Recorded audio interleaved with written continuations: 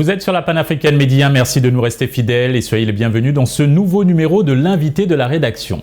Venir en aide aux personnes démunies, en particulier les enfants atteints du cancer, c'est la mission que s'est fixée l'association Entraide Sénégal. Cette initiative, initiée par une jeune entrepreneuse sénégalaise, se distingue par son engagement, notamment dans le financement des frais de scolarité, la construction de puits dans des régions enclavées, la distribution de nourriture et de vêtements et bien sûr le soutien aux enfants atteints de cancer. Pour avoir un éclairage sur l'impact des actions de cette association au pays de la Teranga, nous sommes avec sa présidente, Madame Anta Kébé. C'est un plaisir de vous recevoir. Bonjour de m'avoir invité. Madame Kébé, tout d'abord, le social et l'humanitaire, vous le faites depuis l'enfance, depuis vos 7 ans, pour être précis, je pense. Comment vous est venu cet amour du partage et de l'entraide depuis le bas âge? Je ne saurais dire comment ça m'est venu, mais j'ai toujours été sensible à la situation des plus démunis, surtout les enfants. Ce qui fait que depuis l'âge de 7 ans, les week-ends, je cuisinais pour les talibés, les enfants démunis dans les rues, et je leur distribuais. Parlons à présent de Entraide Sénégal. Quelles ont été les motivations à l'origine de la création de cette association? Parce qu'au fait, comme vous avez dit, depuis petite, j'aide les plus démunis. Et une fois, je suis allée à l'oncopédiatrie. Pour moi, ça devait juste être une action ponctuelle. Mais quand j'ai vu la situation des enfants, je me suis dit vraiment, il faut que je les vienne en aide. Et sachant que mes propres moyens, ce n'était pas suffisant, donc j'ai décidé de créer l'association pour avoir plus de dons, pour formaliser les choses et aller chercher plus d'aide pour pouvoir les aider et en sauver le maximum.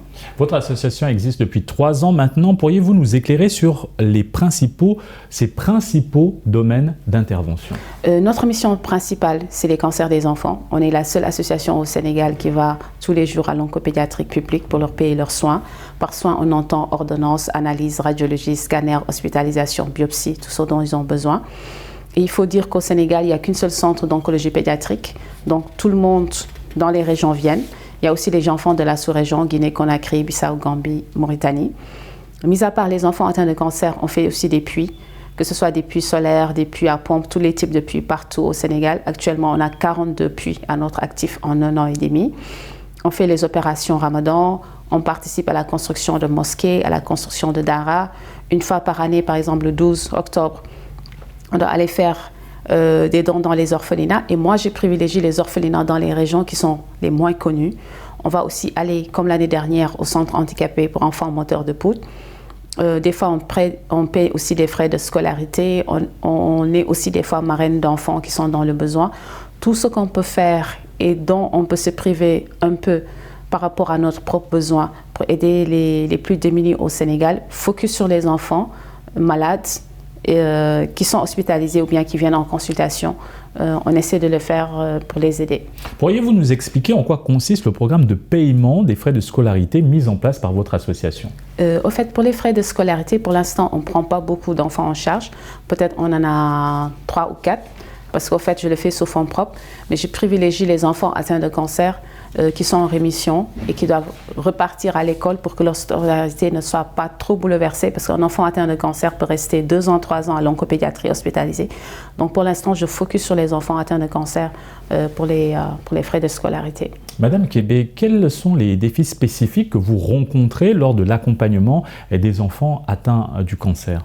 Notre défi spécifique, c'est qu'on n'a pas assez de dons. Et le cancer des enfants, quand le traitement commence, le traitement ne doit pas s'interrompre, parce que si la chimio s'interrompt, les choses s'accélèrent. Et un enfant atteint de cancer, le traitement peut être 6 mois, le traitement peut être 1 an, 2 ans. Par exemple, un enfant lycémique, c'est minimum 3 ans. Et des fois, on a du mal à avoir les fonds nécessaires pour aller payer les soins du lendemain. Donc c'est ça notre défi majeur. On n'a pas assez de donateurs réguliers et on n'a pas d'entreprises, d'institutions qui nous accompagnent pour qu'on puisse ensemble sauver le maximum de ces enfants-là, qui sont sauvables la plupart. Dans votre noble cause, quel partenariat ou collaboration l'association a-t-elle établi pour renforcer son impact et venir en aide à plus d'enfants, à plus de personnes? Dans le domaine du cancer des enfants, on n'a pas vraiment de partenaire fixe. Ce qu'on a, la plupart de nos donateurs, ce sont des jeunes qui se sacrifient chaque mois pour nous donner leurs 1000 francs, leurs 5000, leurs 10 000. Mais si c'est pour les puits, peut-être qu'on va en revenir plus tard, là on a signé un partenariat. Mais pour les cancers des enfants, qui est notre seule mission principale, là on n'a pas de partenaire solide qui nous accompagne vraiment. Quels sont à présent les objectifs à long terme d'Entraide Sénégal en ce qui concerne donc le soutien à ces enfants atteints du cancer et aussi en ce qui concerne le paiement des frais de scolarité? Parce que là, par exemple, depuis qu'Entraide Sénégal est à l'oncopédiatrie, le taux d'abandon de traitement, c'est à 2%. Parce qu'il faut savoir que nous, vu qu'on n'a pas les moyens de soigner tout le monde, on focus vraiment sur les enfants qui sont dans l'extrême pauvreté. C'est-à-dire leurs parents, des fois, n'ont même pas de quoi manger. On focus sur ces gens-là. Donc, notre défi majeur et notre objectif, c'est d'en sauver le maximum.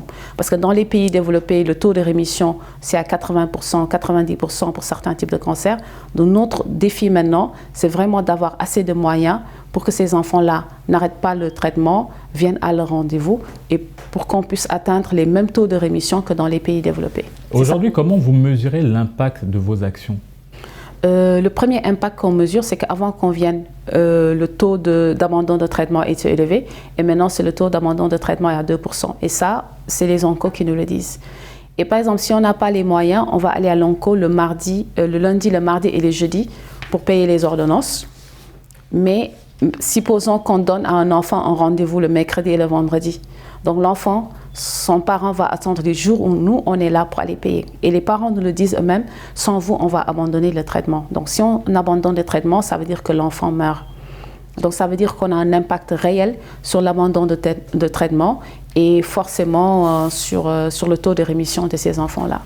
En 3 ans d'existence, quelles ont été vos plus grandes réussites ?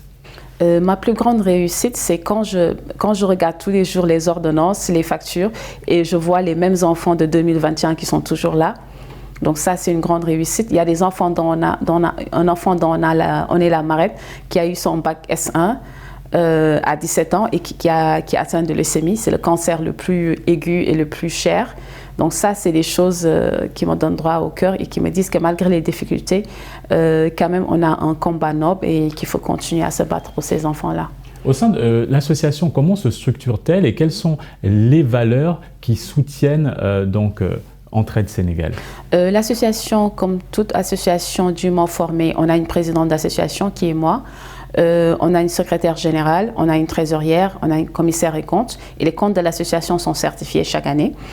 Et on a aussi des membres, c'est comme ça qu'on est structuré. Et il y a une personne bénévole qui va à l'oncopédiatrie, qui paye les soins et qui nous transmet toutes les factures, les photocopies des ordonnances, etc. pour qu'on puisse avoir une identification, une traçabilité. Nos valeurs, c'est d'abord l'intégrité. Parce que comme je dis toujours, la confiance, ça se mérite. Donc il y a beaucoup d'associations, donc quand une personne, un donateur, a assez confiance en toi pour se donner ses fonds, il faut mériter la confiance que les gens placent en nous. Donc c'est l'intégrité, le professionnalisme, la rigueur et la clarté. Comment sélectionnez-vous les personnes qui peuvent bénéficier de vos aides? Nous, ce qu'on fait avec l'assistance sociale et les services oncopédiatriques, on regarde les enfants qui sont vraiment dans l'extrême pauvreté. Ceux-là qu'on sélectionne d'abord, qu'on aide en premier. Supposons qu'un jour on y va, on amène 200 000 pour payer les soins. Donc, l'oncopédiatrie va nous mettre les ordonnances par ordre de priorité, ça veut dire les enfants les plus démunis et les cas les plus urgents. Ceux-là qu'on paie pour les analyses et pour les ordonnances en premier. Et quand notre budget journalier reste, on paie pour le reste. Selon vous, Madame Kébé, comment davantage aujourd'hui encourager la philanthropie et le mécénat au sein de la société sénégalaise, comme vous le faites au niveau de votre association? Je pense qu'au Sénégal, c'est les mêmes associations qui sont soutenues, les mêmes causes qui sont soutenues. Par exemple, si on aide les orphelinats, c'est les 2 mêmes orphelinats qui sont aidés, c'est les 2 mêmes associations qui sont aidées, c'est les deux causes qui sont aidées tout le temps. Donc, il faudrait que, comme vous avez fait aujourd'hui, les médias donnent plus de visibilité à ceux qui n'en ont pas, pour que nous aussi, on ait la chance de faire connaître nos associations, de faire connaître nos actions, pour que les autres causes qui sont dans l'obscurité puissent sortir dans la lumière et avoir plus de, plus d'aide et de soutien de tout le monde. Merci Madame Kébé pour cet éclairage. Nous rappelons que vous êtes la présidente de l'association Entraide Sénégal. Merci beaucoup. Et c'est ainsi que s'achève cette émission. Excellente suite des programmes sur Média.